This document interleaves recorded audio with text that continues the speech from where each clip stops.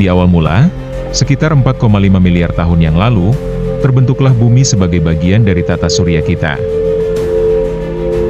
Pembentukan ini dimulai dari awan gas dan debu kosmik yang disebut nebula.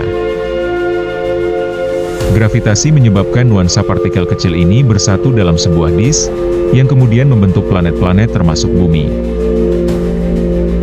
Saat bumi baru terbentuk, permukaannya masih sangat panas dan belum terstruktur. Aktivitas vulkanik yang kuat mewarnai sejarah awal bumi dengan letusan-letusan masif. Saat itu, atmosfer didominasi oleh gas yang beracun dan tidak mungkin mendukung kehidupan seperti sekarang. Seiring berjalannya waktu, bumi mengalami pendinginan. Kulit luar bumi mulai mengeras membentuk kerak. Proses jutaan tahun kemudian membentuk benua dan lautan. Air yang ada di atmosfer turun sebagai hujan dan mengisi cekungan besar yang menjadi lautan pertama bumi. Kemudian, sekitar 3,8 miliar tahun yang lalu, tanda-tanda kehidupan mulai muncul.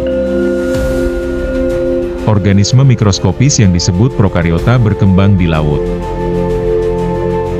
Mereka melakukan fotosintesis yang sederhana, memperkenalkan oksigen ke atmosfer.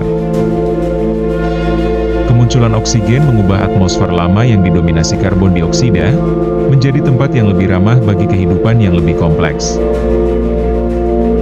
Era perkembangan makhluk hidup terjadi sekitar 540 juta tahun yang lalu dalam periode yang dikenal sebagai Cambrian. Pada masa ini, planet kita menyaksikan ledakan evolusi luar biasa dari organisme multiseluler, hewan, dan tumbuhan.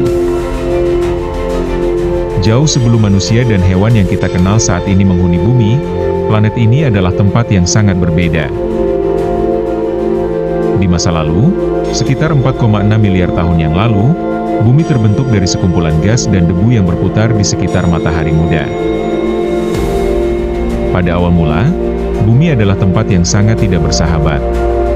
Lautan asam dan atmosfer yang terdiri dari gas beracun membuat tempat ini sama sekali tidak cocok untuk dihuni. Namun, seiring waktu kondisi ini perlahan-lahan berubah. Proses geologi, seperti letusan gunung berapi dan pergeseran lempeng tektonik, memengaruhi pembentukan lingkungan yang lebih stabil dan terjadinya pergeseran kimiawi di lautan. Di saat-saat kritis ini, ada mikroorganisme yang mampu bertahan dan bahkan berkembang, meskipun dalam kondisi yang sangat ekstrim. Ini adalah senyawa-senyawa primordia yang diyakini sebagai nenek moyang dari semua kehidupan di bumi. Mikroorganisme ini mampu memanfaatkan energi yang berasal dari reaksi kimia di sekitar celah hidrotermal di dasar laut untuk bertahan hidup. Waktu berlalu, dan kehidupan pun berevolusi. Dari bentuk kehidupan uniseluler yang sederhana, muncul organisme multiseluler. Kehidupan mulai merambah ke daratan, menaklukkan berbagai jenis habitat baru. Seiring berjalannya waktu, tanaman mulai muncul yang memberikan oksigen ke atmosfer bumi, mengubah komposisi udara dan membuatnya lebih cocok untuk kehidupan yang lebih kompleks. Evolusi bekerja tidak hanya melalui perubahan fisik, tetapi juga melalui adaptasi berbagai spesies untuk mengatasi tantangan lingkungan.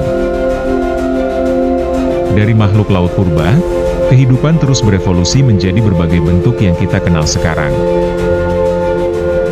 Hewan, tanaman, dan manusia semuanya merupakan manifestasi dari proses evolusi panjang yang telah berlangsung selama jutaan tahun. Cerita mengenai awal mula kehidupan di bumi adalah perjalanan penuh keajaiban dan misteri, yang terus dijelajahi oleh ilmu pengetahuan. Melalui studi dan penelitian, manusia terus berusaha mengungkap kisah yang tersimpan di setiap lapisan tanah dan fosil yang terbentuk sejak zaman purba. Setiap temuan baru memberikan kita gambaran lebih jelas tentang kisah menakjubkan bagaimana kehidupan bisa ada di planet biru ini.